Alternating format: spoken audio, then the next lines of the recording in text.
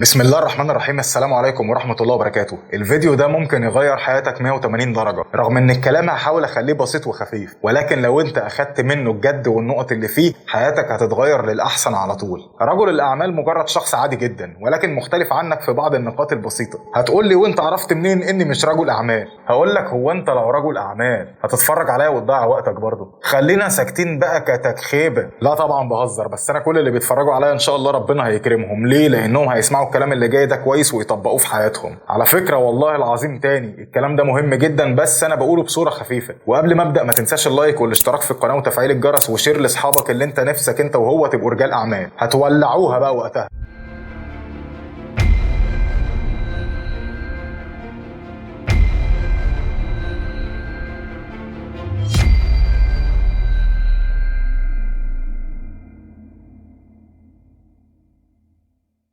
مش كل رجال الأعمال يا سيدي الفاضل بدأ زي ما أنت متوقع، إنه ورث ملايين مثلا وعايش بيديرها. إدارة الملايين دي نفسها أصلا صعبة، ولو ما خدش باله هيبقى فقير. ولكن في نفس الوقت الملايين بتجيب ملايين أرباح، الجنيه ما بيجيبش ربع جنيه ربح. يعني تقدر تقول إن كل ما كان رأس المال كبير أرباحه بتكون كبيرة، وكل ما كان رأس المال صغير للأسف ما بيجيبش أرباح بل بتتعرض للخسارة. ولكن مش ده برضه اللي بيفرق رجل الأعمال عنك في حياتك. اللي بيفرقه عنك ودي أهم نقطة شخصيته، أو تقدر تقول الطباع اللي بيتعامل بيها مع الناس، والأهم اللي بيتعامل بيها مع نفسه. عشان كده فكرت في 10 نقط مهمين جدا، ودي اللي بتفرق بين الشخص العادي والشخص الناجح. والنقط دي من تفكيري ومجهودي الشخصي، عشان كده ممكن تتماشى مع ناس كتيرة وممكن لا.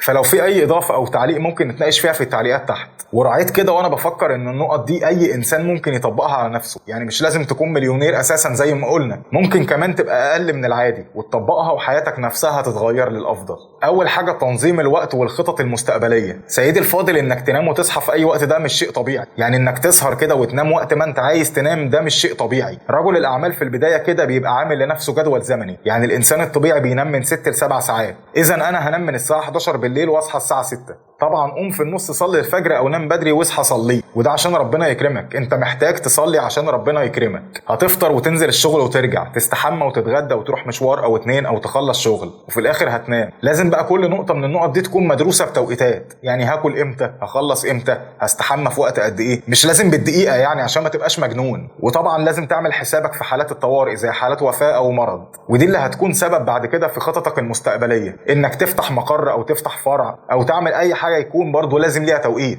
وتفكر كويس جدا امتى هطور من نفسي، يعني في خلال ال3 شهور دول انا عملت ايه. احب اقول لك انه رجال الاعمال بعد كده من ضمن مهام السكرتارية عندهم تنظيم الوقت ده. الموضوع مش سهل على فكرة، وبيبقى له موظف وبياخد عليه مرتب. فانت في البداية نظم وقتك بنفسك. تاني حاجة المهمة الواحدة، اوعى تفكر نفسك البحطيط ابو دراع. انت في الاول وفي الاخر انسان له طاقة وقدرة استيعاب. بيعجبني المشهد بتاع رجل الاعمال اللي قاعد عنده 40 تليفون ارضي وعمال يرد: الو لا بيع، الو لا اشتري، الو لا ارفد ده، الو لا وظف ده. والله العظيم الكلام ده مش موجود اصلا. يعني ما تقولش مثلا الوقت ده انا هروح فيه الجيم او تكون في عزا. طيب يا سيدي تكون نايم، مش شرط بقى بتعمل حاجة. فيكلمك موظف او مدير قسم عندك ياخد رايك في حاجة. اي قرار لو هتاخده حتى لو صح هيكون غلط. ليه؟ لان الوقت ده مش وقت قرارات. لازم تبقى سريع في قراراتك، لكن لازم تكون القرارات دي مدروسة. مثلا ما تجيش وقت ما تكون بتدرس مشروع جديد لو انت شركة مقاولات وتفكر في مراتك اللي انت ناوي تطلقها وقرفك في عيشتك. انا عارف ان الموضوع صعب انك تفصل كل حاجة عن بعضها، وده يعتبر على ارض الواقع مش اسلوب شغل، بس هو ده الاسلوب الصح. هو ده اللي بيميز رجل الاعمال عن الانسان العادي. انت نايم مثلا تبقى نايم خلاص. انت بتفكر في حاجة معينة تبقى هي بس. اتعامل مع كل شيء كده بخصوصية. ما ينفعش اقول لك مقدس عشان حرام، بس خلي عندك في كل حاجة في حياتك ضمير قوي. اتعامل مع كل حاجة ضمير بزياده. وبما انها حاجه صعبه فعدد رجال الاعمال زي ما قلت لك قليلين. هم دول اللي قدروا يفكروا في المهمه الواحده بس. رقم 3 اداره الازمات. اكتر حاجه بيقع فيها صغار رجال الاعمال اللي ظهروا واختفوا فجاه. فكره الخطه البديله. بص يا سيدي الفاضل، الاكل والشرب مين يقدر يستغنى عنه؟ اكيد مفيش. طيب ايه رايك انه في مطاعم كسبت كتيره جدا وهوب بدون مقدمات خسرت كل حاجه؟ على سبيل المثال مطعم مشهور فيه طفل اكل عنده وتوفى. الوفاه كانت بسبب فيروس نادر جدا جوه الاكل. يعني انت لبست يا باشا، رغم انه من الطبيعي ان ده مش قصدك نهائيا. اي نعم دايما هتلاقي في بعض الخلل من بتوع الجوده والمشتريات والتوريد، بس خلاص القصه حصلت ومفيش مفر بقى والمطعم كمان اتشمع. طيب موقفك القانوني سهل تطلع منه، موقفك الانساني والديني لو انت فعلا ما تعرفش فتشوف حكم الدين في القصه دي. ولكن رجوعك بعد انتهاء الموقف القانوني، هل تتخيل انه في كلب بلدي ممكن يعدي ويطلب منك سندوتش واحد بس؟ انسى، سمعتك بقت في الحضيض. فاداره الازمات دي بقى يا سيدي الفاضل من ضمن مهامها توقع توقع الكوارث، واذا توقعت الكارثه واشتغلت عليها قبل ما تحصل كانها بالفعل حصلت، صدقني هتلاقي مليون خطه بديله. فدي بالبلدي كده بتفكر في خطه بديله عشان تهرب من الفشل. رقم 4 الراحه والاجازه. الراحه او الاجازه مش شيء انت بتنعم بيه على الموظفين وعلى نفسك. ربك خلق الانسان لازم يرتاح، لازم مخه وجسمه يفصل حتى ولو بنسبه صغيره عن الشغل. لو انت ما خدتش اجازه صدقني هتزعل، وهيبقى عندك امراض زي الضغط والسكر والقلب، وامراض تانية ممكن يكتشفوها فيك انت لما تكون انت مريض، امراض جديده يعني الطب ما يعرفهاش. وبكده هتخسر كل اللي عملته، وهتخسر حياتك عشان مجرد ضغط شغل. فبدل ما تشتغل 20 ولا 30 سنه تشتغل سنتين وتريح. طيب ليه من البدايه اصلا؟ ده غير كده الاجازه علميا وعمليا لما بتخلص بيبقى عندك نفس للشغل، بيبقى عندك كده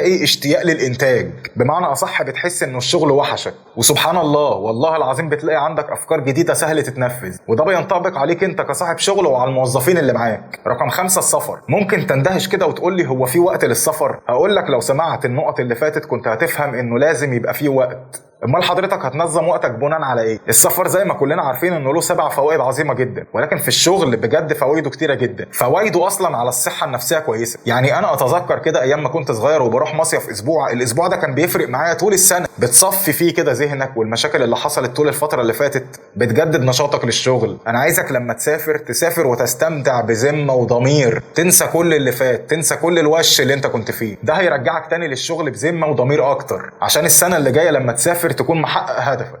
رقم 6 الأكل الصحي. الأكل الصحي نقطة غريبة ولكنها لا تقل أهمية عن كل النقاط اللي فاتوا أو اللي جاية. أنا كلامي كله مهم النهاردة، حاجة صغيرة وبسيطة ولكنها بتأثر على أدائك في الحياة. تخيل معايا كده إنك مش بتفطر، أو حتى بتفطر بس كل يوم فول وفلافل وجبنة وحاجات كده تسد شرايينك وتقتلك. بتتغدى كل يوم مسبك ومكرونة ورز ووزنك تقل. طبعا بعيدا عن اللي عندهم أمراض مسببة لهم زيادة في الوزن، طبعا انتوا على العين وعلى الراس. أنا بتكلم على الإنسان اللي صحته طبيعية وعمل في نفسه كده. الفكرة مش في الوزن قد ما هي في الصحة نفسها. ابسط حاجه الضغط هيعلى، سكر، قلب، كوليسترول، دهون ثلاثيه، هتلاقي نفسك مش عارف تتحرك ربع سنتي. طيب ليه من البدايه تطلع نفسك على المعاش مبكر قوي كده، رغم انك قدامك سنين طويله جدا تشتغل فيها وتستمتع برضه بالحياه فيها؟ اي نعم هتتكلف كتير في الاكل الصحي، ولكن مش هيبقى اكتر من صحتك واستمرار شغلك. يعني لو تعبت هتصرف قد ايه وشغلك هيقف؟ لو اكلت صحي هتصرف قد ايه؟ كتير بس شغلك هيستمر، ارباحك هتزيد. وحط برضه في اعتبارك استمرار شغل العماله اللي عندك، اللي ربنا ممكن يكون حطك سبب لرزقهم، حاول تراعيهم. رقم 7 العلاقات الجديده. العلاقات مع الناس الجديده بتفيدك في شخصيتك جدا، يعني حتى لو مش ناوي تبقى رجل اعمال هتخلي شخصيتك قويه. لما تقابل ناس جديده وتتصاحب عليهم بتخلي حالتك النفسيه حلوه، بتتعلم منهم طرق كلام جديده، بتتعلم منهم اساليب جديده في الحياه، هوايات جديده زي الصيد او السفر او الرياضه. ويا سلام لو العلاقات الجديده دي في مجالك او في مجال قريب منه، بس ما تبقاش بتاع مصلحتك قوي. يعني انت مثلا شركه بيع، تخيل كده يبقى صاحبك او زميلك صاحب شركه شحن، وصاحب تاني صاحب شركه خامات او مستلزمات، وصاحب تاني صاحب شركه دعايه وتسويق.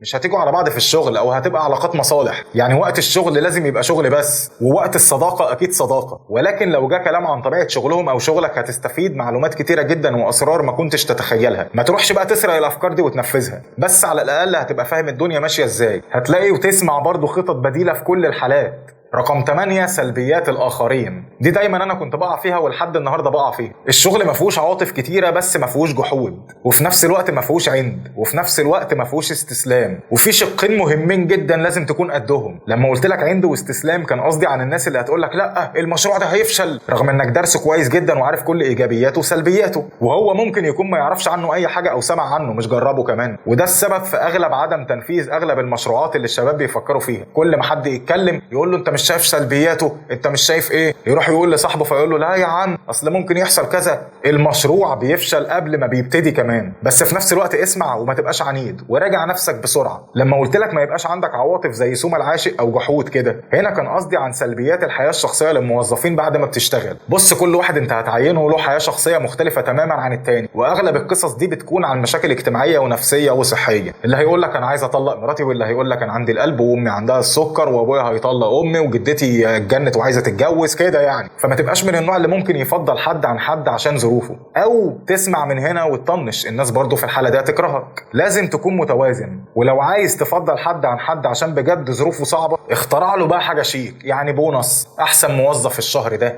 الحاجات الشيك دي. ما تديهالوش خبط لزق كده فهو كمان يكره من الموظفين، او الموظفين تكرهك عشان انت بتميز ما بينهم. على الاقل عشان الناس تتقبلك وما تحسش زي ما قلت لك بالتمييز. وفي نفس الوقت اللي عنده مشكله هو كمان ما تتحركش. ولو انت مش بتاع حل مشاكل وده مش حاجه وحشه في شخصيتك، ممكن يكون فعلا يا ما عندكش وقت يا اما مالكش في القصص دي. فالحاجات دي بيتكفل فيها اصلا موظف الاتش ار. فلو موظف ده ذكي هيريحك، لو غبي هيتعبك اكتر. صدقني ارفده خالص، لانه ممكن يحل المشكله من جذورها من غير ما تسمع عنها. وممكن يقرفك في حياتك انه يتكلم عن حد معين وظروفه كانه جوز امه، وده لانه مش قادر ياخد القرار بنفسه، مستنيك انت برضه تقول له على القرار. طب انت لازمتك ايه كموظف؟ رقم 9 التقرب من الموظفين. اول ما بيجي لك موظف عشان يتعين هو ما يعرفكش، انت بالنسبه له شغل وهياخد منك مرتب، وهو بالنسبه لك مكنه انتاج هتزود فلوسك وارباحك. بلاش نكذب على بعض، ولا انت تعرفه ولا هو يعرفك. بس امتى تبقى شخصيه ناجحه؟ لما علاقتك بالناس دي والموظفين اللي عندك تبقى كويسه. حاول بقدر الامكان وقت التعيين او فتح التوظيف تحضر المقابلات. حاول يبقى في يوم في الشغل نص يوم والنص التاني تتكلموا مع بعض في اي حاجه فيها، حتى لو مش هتتكلموا عشان ما ندخلش في مشاكل. ممكن تعمل كذا حل، ممكن تفطروا مع بعض، ممكن تتغدوا مع بعض، عادي جدا. قربوا من بعض حتى ولو بالهزار، بس في لحظه الهزار بس. حاول تنقي الاكل والشرب للموظفين عندك كانك انت اللي هتاكل في بيتك. على فكره الكلام ده بيفرق في نفسيتهم جدا. تخيل كده تعزمهم على جمبري او الفطار، تجيب لهم حاجات من ماك. ولو في واحد اصلا وحش من جواه يا اخي والله العظيم هيبقى كويس. وصدقني لو فضل مستمر وحش من جواه الموظفين التانيين يا اما هيغيروا شخصيته يا اما هيسيب لك الشغل وهيمشي. مش هيبقى قادر يتماشى معاك وانت كويس قوي كده. بس في نفس الوقت حرص، لان البني ادمين ساعات بتعض الايد اللي اتمدت لهم. حاول تعمل يوم يا سيدي الفاضل كل 3 أو 6 شهور يكون رحله مصيف. والله العظيم لو انت دمك تقيل وهزرت معاهم هيضحكوا. ولو قلت لهم هنطلع رحله صيد على مركب، صدقني هتلاقيهم بيدعوا لك من كل قلبهم. بس وقت الشغل يبقى جد وما فيهوش تهريج.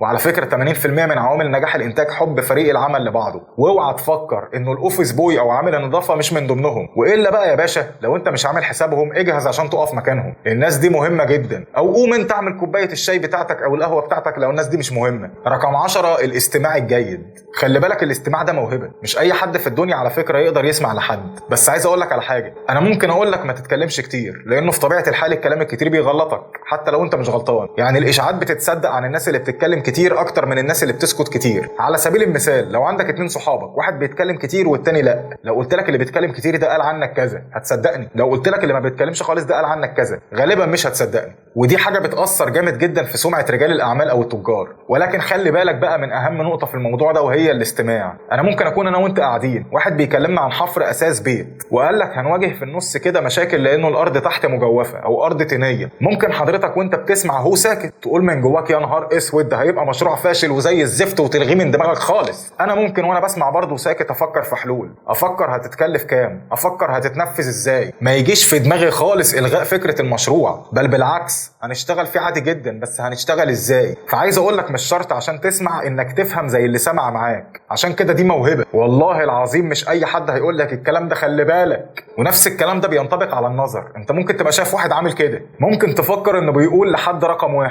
ممكن يكون ماشي في جنازة، ممكن يكون تعبان وحاسس انه بيموت وبيقول الشهادة، ممكن يطلع ارهابي وهيفجرنا دلوقتي وهتبقى ايامنا سواد. عشان كده كلنا عندنا ودان وعيون، بس مش كلنا بنسمع ولا بنشوف. في النهاية وعلى ما اظن الكلام ده فعلا اللي عارفه بيوفره لنفسه. ممكن اكون بظهر لكم انها حاجة عادية عشان الفيديو ما يبقاش ممل، بس والله العظيم والله العظيم والله العظيم لو ركزت في كل حرف اتقال هتستفيد جدا. وبما اني ما بخلتش عليكم بالمعلومة بلاش تبخلوا عليا باللايك والاشتراك في القناة وتفعيل الجرس، والتعليقات مفتوحة قدامكم، اللي عايز يقول حاجة يتفضل. هتقول لي بقى وانت ما نفعتش نفسك ليه وانت مش عارف ايه؟ هقول لك يا ابني اللي بينصح الناس وبيفيدهم ما بيعرفش ينصح نفسه ولا يفيد نفسه. دي برضو قاعدة بس مش ثابتة. ربنا يكرم كده وتشوف انا هوصل لايه بالموبايل المعفن اللي انا بصور بيه ده، وبالجو الحر اللي انا خلاص بسيح ده فيه. انا على اخر الصيف مش هتلاقوني، هتلاقوا ماسك بس بيتكلم لوحده. اعملوا لايك، اعملوا لايك، والله بنموت في الحر ده يا جدعان. مشغل مروحة ومش عارف صوتها هيبقى عامل ازاي في المونتاج. ربنا يستر. سلام.